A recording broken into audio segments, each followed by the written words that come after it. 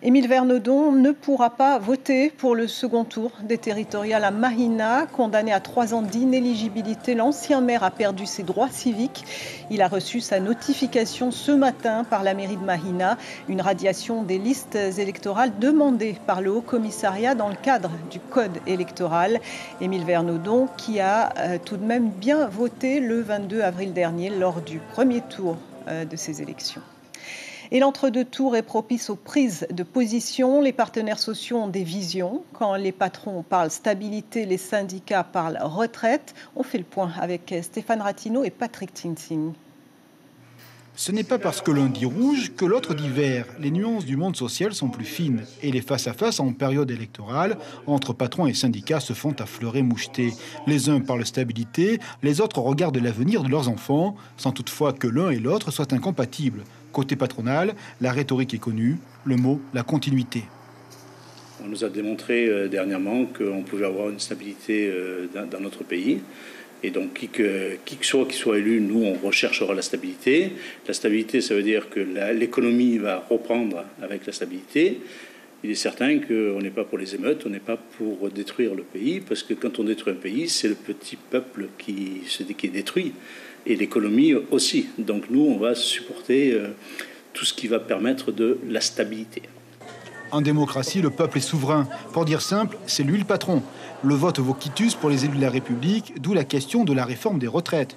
On sait qu'elle fut il y a quelques semaines une cause d'opposition entre le pays et les syndicats. Question, l'élection va-t-elle éliminer les mobilisations ? Soit on est clair dans notre tête pour dire on ne veut pas cette réforme-là, soit on n'est pas clair dans notre tête, on dit que on va essayer de colmater un peu la PAG. C'est tout ce que je peux dire, mais nous, en tant que syndicalistes, en tant que leaders, nous, on ne veut pas bouger la PAG, les annuités de l'ensemble des salariés. Malgré tout, après le 6 mai, le dialogue social sera forcément plus encadré par le résultat des élections.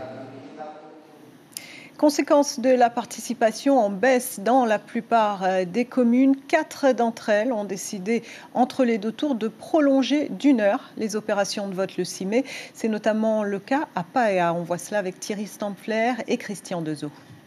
Il y a pas mal de monde qui sont venus pour voter après 18 heures. Et donc on a supposé que apparemment notre heure de fermeture n'était pas la bonne.